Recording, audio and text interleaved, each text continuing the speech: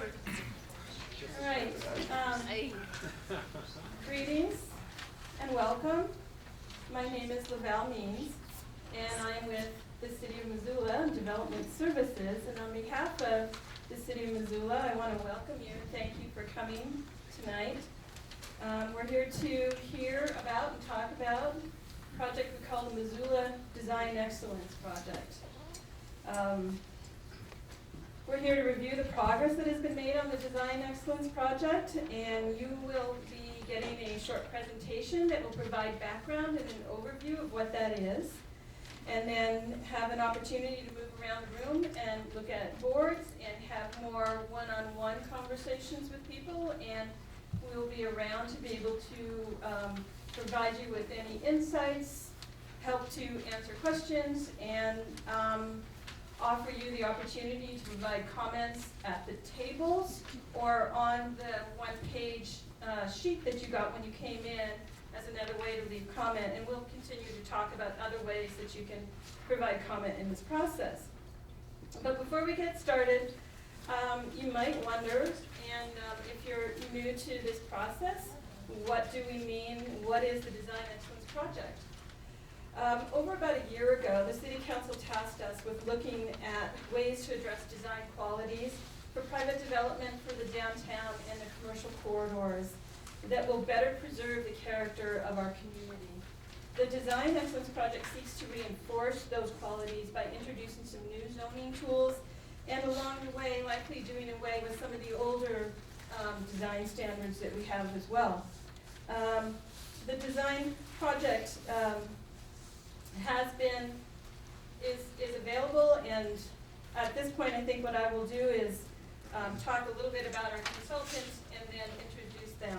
So we've been working with Winter & Company on this project, and they have sub-consultants that are Code Studio and WGM Group. And I'd like to introduce you to Brad Johnson here with Winter & Company and Nori Winter with Winter & Company. Then we also have Lee Einsweiler with Code Studio here tonight. And WGM Group, we have Jeremy in the back corner. And then also part of my team in the city with Development Services in the planning section, we have Tom Zavitz, Ben Brewer somewhere in the room also, and Emmy Shearer, Garen, and Garen Wally, and then Jen has been outside there introducing and welcoming everybody. With that, I think I will just hand it over to Brad. Nori is going to start with a few pieces of information, and then we'll move into the background portion. Thank you. Mm-hmm. Both things? I guess I need both things. Okay. And I didn't think about this.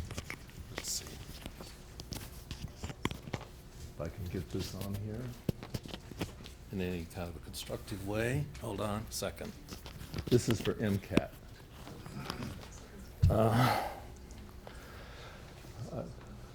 Good evening. Laval has given a brief introduction of the consultant team. I want to just spend one more minute giving you a little bit more background about who we are. Many of you are familiar faces. You have participated in a series of work sessions that have occurred over this year and even earlier than that, some earlier investigations about design excellence workshops that we conducted back in 2016, I guess it is. But Winter & Company, we're based in Boulder, Colorado. We do a lot of work in the realm of urban design and design guidelines and design standards. And so we bring that expertise to this project. We also have collaborated with WGM Group on some other planning work here for the Missoula Redevelopment Authority. And Jeremy joins us. Brad is the project manager, as Laval explained, and he is an urban designer and planner in our office who has worked on several similar projects. We do work nationally. We have projects of similar scope and nature around the country. Lee Einsweiler and his partner Colin Scarf of Code Studio. They're based in Austin, Texas, and they are one of the nation's experts in zoning code writing, and are particularly advising us on how the potential standards and design guidelines that we are introducing might be inserted into the existing zoning code. And not here tonight is Urban Advisors staff leader Ed Starkey. They are economic consultants based in Portland, Oregon, and they are testing economic impacts of the potential design standards and guidelines. So that information will be forthcoming. With that, I think it's time for me to turn it over to Brad Johnson, who will do the bulk of the presentation. We will all be available to answer questions afterwards. We'll have a quick Q&A, but then also the open house format where you'll be able to walk around the room, and we'll be stationed at different places so you can ask more detailed questions.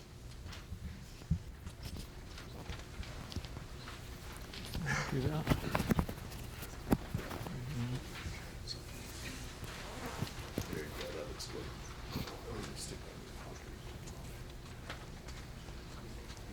Okay, thank you.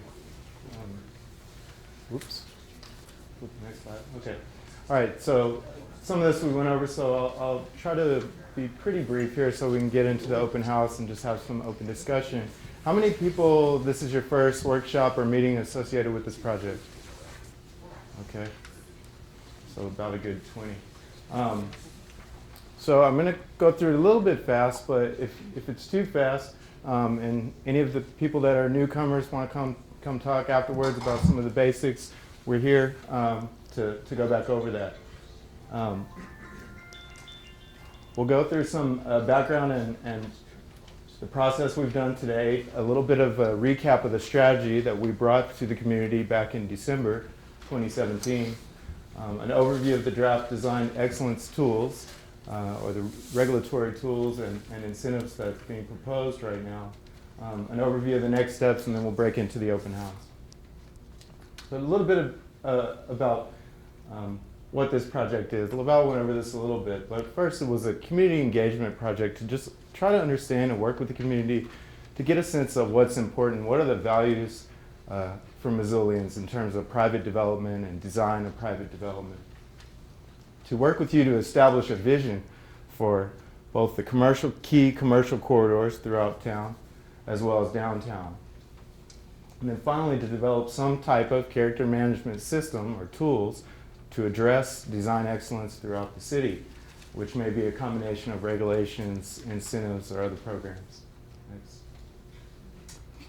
So, why is the city doing this project? Well, we'll start with the good news. There's a lot of projects that we see when we're driving around town that are quite impressive, and I've heard community members tell me about the projects that they've seen come online recently that they really like and they think fit into Missoula's character. Then, on the other hand, there's some projects out there that I think are causing people to have a little bit of heartburn. They feel like it's a project that could be plopped down in any town USA as opposed to something that was designed for Missoula. So maybe an example of that here. Just a little bit of housekeeping and terminology so we're on the same page as I'm speaking to you tonight. We talked about a couple of different tools that are typically used to address design excellence. Communities use around the country. One of them is design standards. That's a very prescriptive, measurable tool, which is common in zoning ordinances and can be administered by staff. It's pretty clear cut. You either meet it or you didn't. A design guideline is something that's more discretionary. It is based on trying to achieve a given design objective, but it introduces flexibility in different ways about how you might meet that objective. Now, the thing that's different about a design guideline is that it requires somebody to interpret whether a project met it or not. So that may be sometimes done by staff or sometimes done by a design review board. Next. So just a quick example. Building has to be set back 5 feet from the property line. That's clear cut, yes or no. You get your check or you don't. A design guideline, an example of that. Design the area between a building and the street to enhance the pedestrian experience. Well, here's two examples, the pictures here, that has a pretty nice pedestrian experience, a pleasant walking environment, but pretty different way of achieving that. So just a sense of design guidelines versus standards. A little bit about the process. We're in the fourth step of a 5-step, 2-phased process. This is our third community workshop. We've also had a Planning Commission City Council study session back in December, and but we are now presenting draft tools to you to then refine and ultimately in the next step take to Planning Commission, our planning board here, and City Council for potentially adoption. Now, these are just draft right now, so that's why we're here. We're up here to collect input and feedback on what we're presenting here today, and then we would revise that before going to the planning board. Next. So, as I mentioned, this is our third workshop. These are a couple of images of, I believe, our first workshop where we heard a lot from you about what you value overall in terms of design in the community, how a project is of Missoula or not, in a general way. You also helped us understand how the vision for development might differ in one place versus another. So downtown versus Reserve Street, it can't be a one-size-fits-all solution, right? Those are very different places, right? And with your input, we developed a strategy report, which we presented to you back in December. And these are some of the overarching high-level principles that were included in that strategy report. I think are also spelled out in this board over here behind me in a little bit more detail back on the table there. These are overarching baseline principles that apply regardless of where you are, whether you're in downtown, you are in the corridors, whatever location or size of your building is. The Design Excellence Program is expecting that the project would be responsive to these overarching principles. Next. So the other thing we learned, as I mentioned, is that not only is downtown different than Reserve Street, but even within downtown, there's a lot of different flavors or contexts. So when we brought you the strategy, we showed you some 5 different downtown contexts. Next. And for each of those contexts, we took the input you provided us and laid out a preliminary high-level vision for each of those sub-contexts, which would ultimately be a driver for some of the tools we're going to be presenting to you today. Next. Now, similar approach in downtown, in the corridors. So different, what we're calling corridor typologies. So again, I mentioned Reserve a couple of times. So North Reserve and South Reserve being one typology, these two, East Broadway and West Broadway, being gateway corridors entering into downtown. A little bit of a different vision the community had for those corridors. Neighborhood corridors shown in orange, and then finally these purple corridors being those that you guys have already worked on master plans for and have a pretty strong vision for a pedestrian-oriented and transit-supportive corridor. Next. So again, another summary of what the vision is for those different types of corridors. So you see these charts and you'll see them again when you look through the guidelines and when you look through the standards, because the goal was to provide a tailored approach to design standards and guidelines based on these different locations. So what we're presenting to you today is a design excellence overlay. And what does that mean? You guys have zoning in place right now, Title 20. That tells you how tall the building can be. It has some design standards in it for different places around the city. So what we're showing you here today would be an overlay, design excellence overlay, which goes on top of Title 20 or the zoning ordinance. And that in some cases provides new design standards or guidelines that are responsive to topics that the community told us were important. In some cases it's a different standard than what's in the base zoning because it is a more accurate representation of what the community wanted. So it's superseding the base zoning or it's augmenting the base zoning. Next. So we put together 3 documents. These are, remember the terms, prescriptive design standards, an overlay design standards document for downtown, a similar one for the commercial corridors, and then a design guidelines document that covers downtown and all the corridors. Discretionary, prescriptive, measurable. Almost ate it. Okay. It's not showing on the screen right here, but one, it's getting cut off down here, but one aspect that's interesting and we think really exciting about this new system is that a project that maybe doesn't meet the specific letter of the zoning or the exact requirements in the overlay standard has an option to pursue alternative compliance and move into design guidelines with design review if they have an option or an idea that's a little bit different than what's in the zoning but still meets the intent of the standard. And if you feel like this is way overwhelming and this is a lot to take in, which I know it is, we did produce a about 12 to 13, 14 page executive summary. So if you want to get the short story, we have this available. There are some around the room, I think. You could take that with you. It's also posted online. So just an example of the overlay design standards. What you're going to see in there, you're going to see numbers, building height adjacent to the street, setbacks, things like that, little diagrams like this that are providing precise numbers and parameters for development projects. Next. You're going to see the same thing in the commercial corridors. Again, notice the typologies I mentioned before. So those colors up there at the top go along with that map I showed you. So different standards for different corridor typologies.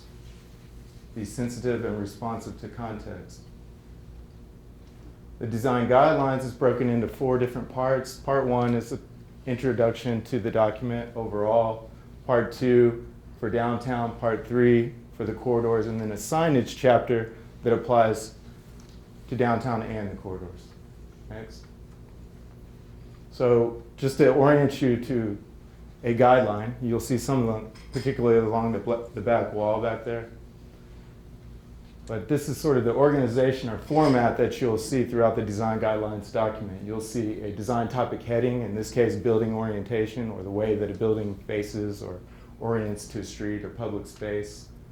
B, you will see an introductory paragraph that is an intent statement explaining what the objective of the design guideline is. Then you see here an example of the guideline itself in bold and numbered for referencing, and in this case it's orient a building to the public realm.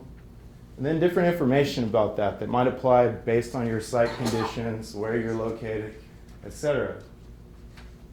And you'll also see imagery that goes along to demonstrate both good examples that meet the guidelines and bad examples that don't meet the guidelines. And finally, you'll see little boxes like this, which are sidebars. And that'll point you to other places that may be relevant to look at as you review your project with the guidelines, like the zoning code, or an upfront chapter providing a vision for these different typologies or corridors. Next. So an example, this page on site design. Guidelines are pretty comprehensive, covering site design, both in that downtown chapter and in the corridors chapter. Next. Building design, some entries of a building, how you articulate a building's mass to be pedestrian friendly, to break down a mass, the materials that it uses, different topics like that. Next. And then I mentioned signage, so guidelines like about how you integrate a sign with a building appropriately, how you illuminate a sign so that you're not putting glare and light on your neighbor while they're trying to sleep upstairs. The materials that you would use on the sign, and then some specific guidelines for particular sign types. Next. So just a little bit about, and we have a board back right next to Lavelle, I think, next one over from Lavelle, about how you'd work through the design guidelines in the review of a project. So I'm going to use the corridors as an example. So I mentioned it has an introductory chapter, it has a site design chapter, and a building design chapter. Next. So first, you're going to want to look at the introduction. of the corridor design guidelines. That's going to lay out a high-level vision for design in these areas. It's going to break down the vision for these different sub-corridor typologies. So that's where you get the kind of high-level, big-picture story. Next. Then you would break into the site design and building design guidelines, which are more specific. And review your project and the guidelines that are relevant to your project. There may be some that just wouldn't apply. So that case could come along. And then you're going to be looking out for little boxes like this that say contextual considerations. This is a blow-up version of that. And what it's saying is this general guideline about providing street-level interest is really important in typology 1, Brook Street corridor, or North Russell Street. So there's this kind of play back and forth between the introduction of each chapter and the guidelines themselves. Thanks. So a little bit about the applicability. This is pretty important. Now I mentioned the overlay design standards, those prescriptive ones. Those are going to be required in whatever form they take into adoption for all projects. If your project is within the purview of this overlay, you're going to have to comply with the overlay design standards. Now the design guidelines and the design review process will only be applicable to certain projects. So right now, what's on the table is that they would be applied for all projects in downtown. Design review required for all downtown projects. Okay? Design review required for all corridor type 1 projects. So again, that's North Russell Street. You guys can check out the map in the back corner, but North Russell Street and also the Brook Street corridor are part of it. Now in these other typologies, 2, 3, and 4, you'd only be required to meet those design guidelines and undergo design review if your project was a certain size or above. So it's based on a threshold of square footage of a project. So some projects in those areas won't need to go. What's a node? Can you run back to the map, Nora?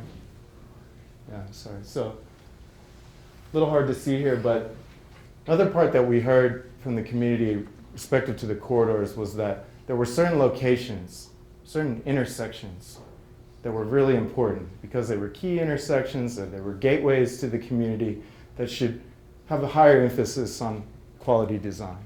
And so that's an important point. I'm glad you asked the question. So in some of those nodes, design review would be required if your property was adjacent to that intersection, let's say. Okay. So there's circles. Yeah. Yeah. Okay.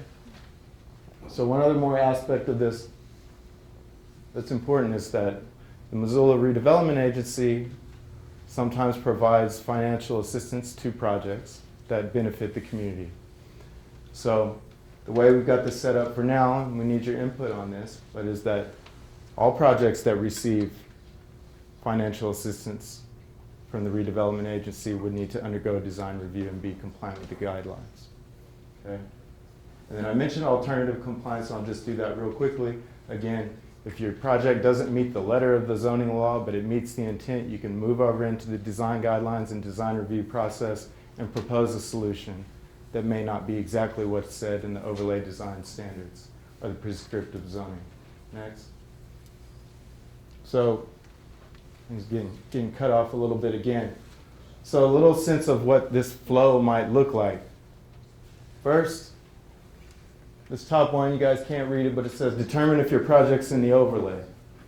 This is a no. If it's a no, you go into the base zoning that's in existence right now, and then you're off as long as you meet it to get your building permit. No change. For lots of properties around the city would not be covered by this system. If you do, your first step is going to be determine what typology or what downtown context you're in. You're going to review that project with the prescriptive overlay design standards, some additional standards in the base zoning. Title 20 may still apply. We'd review those as well. Make sure that your project is meeting them. Then the next step would be to determine if design review is necessary. So thinking back to that table I just showed you. In some cases it won't be. Let's say your project is below that threshold size. Well, you don't have to go to design review. You go right into applying for your building permit. If it is meeting that threshold or is in one of those areas where design review is required, you would enter a design review process, or you'd make an application to the city for compliance with design review.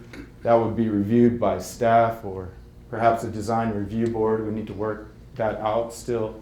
And then at that point, you either receive approval and go on to your building permit, or your project would be denied, and you would re-enter the design review process after revising.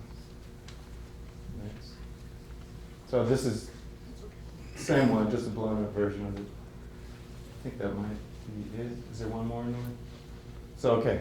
So quickly, next steps, and then we could take some questions too, is to collect feedback. We're doing that tonight, but this is not your only opportunity. We're taking comments on the draft documents through April 3rd.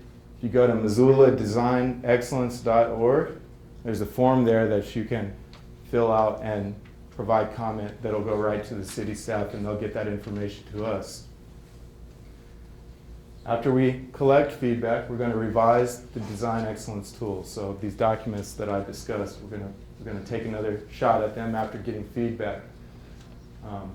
Then there are some technical implementation items to work through, like mapping the specific properties along those corridors that would be impacted by this. That's a really important one. Figuring out exactly how it's going to tie into Title 20 or the zoning ordinance. And finalize those design review features or procedures. I shared with you that little flow chart. That's a kind of high level first cut at what it might look like, but there will be some details to figure out there. Then finally to a planning board hearing to hopefully receive a recommendation to city council to adopt this. That would be a public hearing, obviously. And then finally a meeting with city council to potentially adopt these tools. So that's a lot of information, I know.